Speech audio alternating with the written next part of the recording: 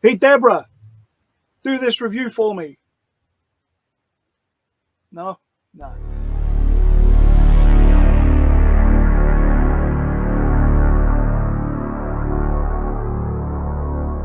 As you can see down below, the title of this movie that I'm about to review is Deborah. And you will get that little weird, horrible, stupid joke that I did at the beginning very, very soon. My name is Kevin Halden. This is Nerdly Out Loud, the official channel of nerdly.co.uk, your favourite British home for all the news, reviews, and exclusive interviews. We like to cover everything from the big budget to the low budget to the no budget, with a special keen interest on the lower end of the scale. It's where my heart lives, it's where it lies, it's what I'm going to keep doing. And we've got another review for you. This one's called Deborah. There's a good chance you completely missed this one, because I nearly did. I was just kind of like flicking through, looking for something to watch. There was nothing on, so I saw this one, Deborah, and I thought, you know what? It's got Sophia Bush, it's got Deborah and Woll. I like both of those actresses. Let's give this a go.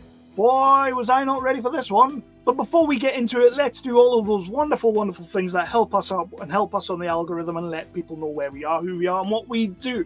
And with that, hit that like button, hit that subscribe, and ding that notification bell. It really does help, and it lets you know that when we've got new reviews out and everything like that. And I want more people to see what we're doing. We're putting out more content, we're putting out more great stuff, and more people are starting to see it. So please do jump on that train, jump on that bandwagon. It's the only bandwagon that I will be telling you to jump on. So please do jump on it. Let's get into the review of Deborah. Now playing Engagement Party Mix. It's so good to see you too. We really need to do this more often. Yeah. Thank you for everybody making it out. It means a lot to us. Congratulations. Yes. You know how those things listen to everything you say and then 20 seconds later send you ads about it? What if she becomes self-aware and by the end of the weekend we're all lying on the floor dead? Jim, good news. I have located a 10% sale on erectile dysfunction medication. Oh my God. Humor. Deborah, pause time! Hello, what's going on? Deborah can pause and rewind time. Within a window of about 48 hours, it was an unintentional side effect that I found. Oh my God. Please don't use it. Deborah, rewind 5 seconds. Oh my God. We only use it for emergency. Deborah, rewind 5 seconds. We only use it for emergencies. Deborah, rewind 5 seconds. Stop! So let's get into the review of the movie Deborah, which really gave me a good idea about going back to the start of watching a movie and not watching it. But it was too late because I'd already watched it, and real life doesn't work that way. That's not a spoiler.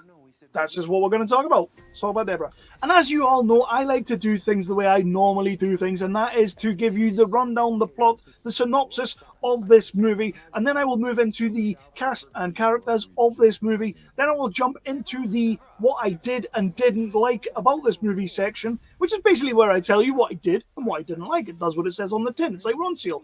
And then I will move into my final Nerdly Out Loud rating. Of course, it is not the rating of Nerdly as a whole. Phil has his own feelings, I have my own feelings, and all the wonderful, wonderful, freaky contributors that contribute to our website have their own feelings. This one is essentially mine, but it's the one that does matter the most. So the movie Deborah, written and directed by, and I'm really sorry, I'm probably going to butcher this, but Noga Pnueli. She also wrote the Pete Davidson vehicle Meet Cute, which I actually saw and did quite like, which kind of makes sense towards this movie as well.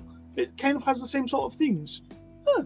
Didn't really think about that. But yeah, it's essentially about a group of friends who meet up in a cabin to relive old times and be friends and have the best lives. They don't really see each other away from this cabin. Their lives have all gone in different ways. So this is the time that they can come together and really just be friends. And it turns out they're all just a bunch of toxic bitches, really. They all just like taking the mick out of each other. They all want to set the world to rights. But this weekend, it's going to be done with a little bit of a twist. And that twist is that friends Ada and Al, who are together, they are a couple, they live in this cabin, it's their cabin. Al has somehow created some sort of AI thing like Siri. It is basically Siri. You can talk to it, you can ask it to do things, you can ask it questions, it'll answer you.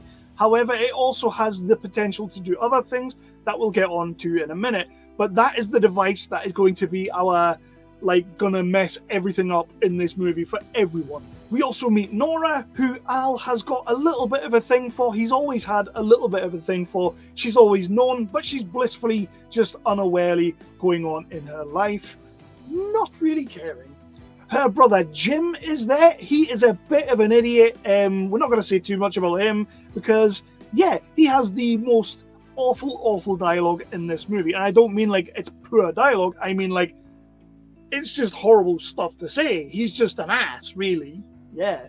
You also have Frank, who's kind of an outsider to the group. I'm not entirely sure why he's even there, but he's more the, you know, the moral compass of the gang. But he's there for some reason. Again, I think it's like something to do with like he works with Al or something like that. I don't know. But he's there and he's going to be basically us. He is going to be our vehicle of watching this movie. We are going to be Frank. And then there is Gabby and Chet, another couple. Chet is a bit of a playboy and all this kind of thing, and he's met Gabby and Gabby's tying him down. But when Chet gets in amongst his friends, he becomes a totally different guy. Gabby's not really into that.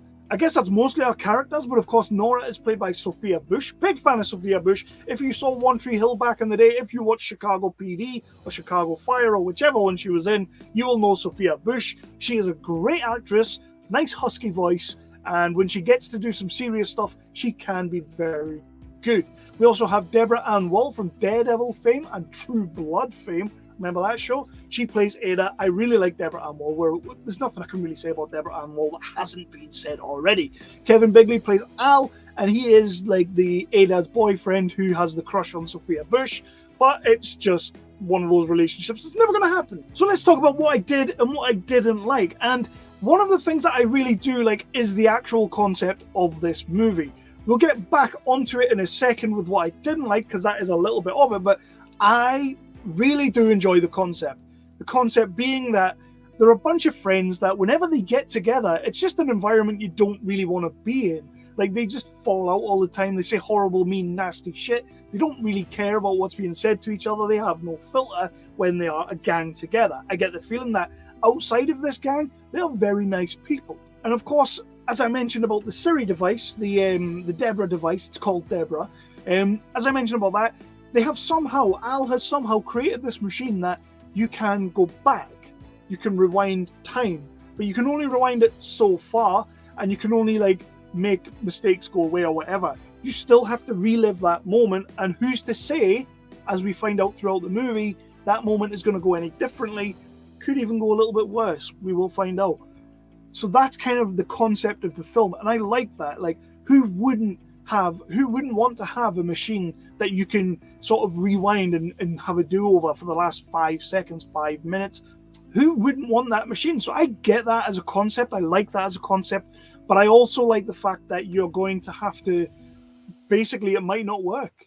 You know, like, not many movies will do that. Most movies will show you that, oh, they redid it, it went back, all lived happily ever after. This movie's showing you that, you know what? Just because you didn't get it right the first time doesn't mean you will the second, the third, the fourth, the fifth. Really like that concept. Really like that concept. Having said that, something that I didn't like is that we're kind of overusing that concept. Like, there are moments where it's sort of like, do-over, do-over, do-over, do-over, do-over, do-over, do-over. And it kind of just got to the point where I was like, you know what? These characters aren't learning anything. Why am I even going to be bothered about what happens towards the end of this film? They're just going to keep repeating everything over and over again. And it just, for me, as a story device, it fell a little bit flat in that aspect. But I love the concept and I love where we went with it. And for the most part, I liked how it was utilized. Even like moments where, so the character Gabby, she's really got no time for a lot of these people. She is an outsider. She doesn't have a great deal of time, especially Sophia Bush's brother, Jim. Like, she really isn't into him because he just kind of says things to rub people up the wrong way. Like, you get the feeling that he maybe doesn't believe what he's saying, but he's going to say it because it's shocking. And Gabby kind of at one point has enough. And the way she uses the machine is like, she's going to pause it. She says whatever she wants to say to the people around because right now they can't really hear. And then she goes back. And then she doesn't do it. She learns. She's the only person in the group that seems to learn from what's actually happened. I like that. I liked her as a character. I really liked the way her character went. And then one of the other things I do really like, just about the concept as a whole, while we're still on it, is that they start to remember little bits, like little fragments of what's going on. And I love the fact that sometimes when they go back, not everything changes back to the way it was. Like sometimes like there are remnants of what's happened before still there. And I kind of really dug that. And it's a little thing that if you're not looking for it, you might miss it. But it's a great way that they do things. Like, all props to the director. She has done a brilliant job here. She really has. Truly done a great job. I think we're dealing with a pretty solid cast. Everybody is doing what they're supposed to do. Sophia Bush, as we all know, can do it. Deborah Woll, we know she can do it. Sierra Renee is someone who I've not really seen before, but she's brilliant. Michael Waller, who plays Jim, the brother, who's an asshat. You kind of believe that he's a definite asshat. So everybody's doing a great job here, and I got no problem. So I guess I might as well just go into my final rating, my final thoughts and feelings. There is a storyline that kind of crops up towards the end of the movie that I just didn't think was overly necessary. I really do know why they did it, but it just didn't feel like it needed to happen, and it's between our two main characters of Al and Ada. Like, there's this little, because they are a couple all the way through, but then there's like more to the relationship that meets the eye. And yeah, I'm just gonna say I didn't really need that. I didn't really need that. So for me, wholeheartedly, I'm gonna give this movie a strong 3 out of 5. It's a 3 out of 5 only, but to be fair, they don't really do much wrong. I think it's just the concept in places is overutilized, falls down a little bit, and sometimes like the obvious thing to do is probably the best thing to do, whereas this movie decides to do something else, and I got no problems with that. Like, that's a great thing to do. You're subverting expectations and whatnot, and you're doing your own thing, and I love all of that. I just kind of thought, everybody's really good in it. They're all doing their jobs very well. Director Noga, that's not how you say it. I've totally messed that up. I genuinely rate you as a director, and I want to see what comes next. I want to see where we go from here. So keep on going. Absolutely. I'll be checking out your next movie. Give you a stronger rating, I guess. But for me right now, the Nerdly Out Loud rating, and again, that's just my rating, is 3 out of 5. But yeah, please do all those wonderful things. Hit that like, hit that subscribe button, ding that notification bell. Let everybody know who we are, where we are, and what we do. We are the official channel of nerdly.co.uk, your favourite British website for all of your news, reviews, and exclusive interviews. If you've seen the movie Deborah, please do let me know in the comments. Hit me up on the social media. That's where we'll continue this conversation. Again, it's a wonderful, wonderful concept that I think everybody would love to be able to do. So if for anything else, just watch it for that. Great little flick. And I'll see you next time. 3 out of 5.